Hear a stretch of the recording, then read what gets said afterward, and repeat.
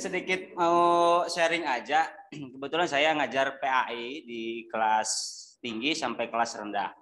Itu kasusnya mungkin bisa saya temukan lebih banyak daripada wali kelas.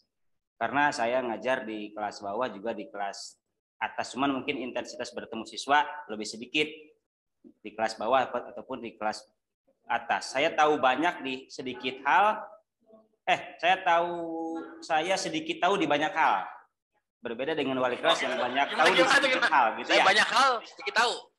Iya, pokoknya begitulah. Ini pengalaman yang sudah saya sampaikan ke siswa. Ada beberapa siswa yang bilang haid saja malu. Haid itu kan istilahnya bahasa Arab yang di Indonesia kan lah, yang diserap menjadi bahasa Indonesia. Padahal kalau saya tekankan ke anak-anak itu, haid aja bilang tidak apa-apa, tidak usah saya lagi kotoran, saya lagi halangan, tidak apa-apa bilang haid. Itu tidak tabu kalau menurut pelajaran agama. Karena apa?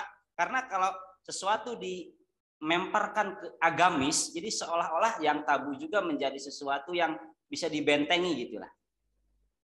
Jadi gimana ya istilah ngomongnya? Ya Bapak Ibu mungkin lebih paham lah ngomong. Jadi sesuatu yang dikemas dengan agamis itu, yang awalnya tabu bisa menjadi boleh atau bisa menjadi sesuatu yang tidak tabu lah seperti itu. Tapi ini dalam hal positif tentunya ya. Nah, tapi kalau hal-hal yang negatif dibungkus agama jadi boleh, itu nggak boleh berarti. Tapi ini hal-hal positif seperti pubertas ini ketika dibungkus dengan nilai-nilai agama itu akan terasa tabunya akan agak sedikit buyar. Jadi yang positifnya yang nampak seperti itu.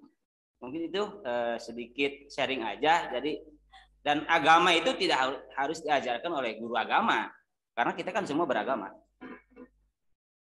Itu yang saya temukan di kelas. Jadi kemasan-kemasan kita sebagai orang beragama itu bisa dipakai ketika membahas mengenai pubertas atau mengenai apapun lah, mengenai pertumbuhan, mengenai apa-apa juga ketika dikemas dengan agamis, kalau menurut saya itu akan menjadi lebih terbentengi lah istilahnya seperti itu. Terima kasih mungkin Pak Moderator dan Pak Ketua serta Ibu Dokter. Iya, terima kasih Pak untuk sharingnya, jadi kita lebih tahu lagi.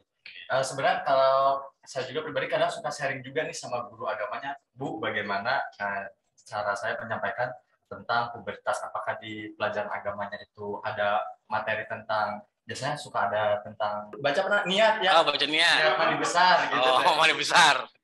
Jadi konsultasi dulu kita juga koordinasi. Jadi seperti itu bagus juga sih ininya.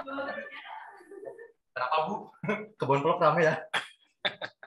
Ya jadi emang kita harus koordinasi juga sih sama guru agama, apalagi mayoritas di sekolah kita kan kebanyakan muslim gitu. Jadi kita juga sambil sebagai guru kelas bisa memberikan beberapa materi atau memberikan beberapa suatu hal untuk contoh saya mandi besar gitu. Dan untuk bersuci.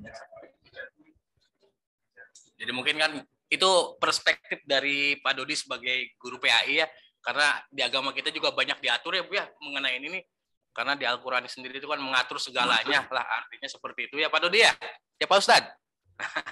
Jadi mungkin dikemas seperti itu juga bisa dengan bahasa agamis ya Pak Ustadz ya.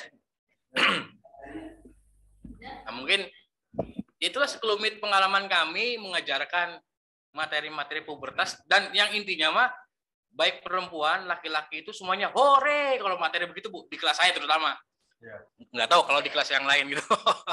Yang awalnya tabu, jadi kalau kita bisa menyampaikannya dengan baik dan sesuai dengan norma-norma agama dan umum gitu, insya Allah pasti bakal anak itu lebih terbuka dengan kita. Jadi anak ada yang udah mulai mimpi basah jadi terbuka, kemudian ada yang menstruasi jadi terbuka, kesulitan-kesulitan yang mereka alami juga mereka jadi lebih terbuka.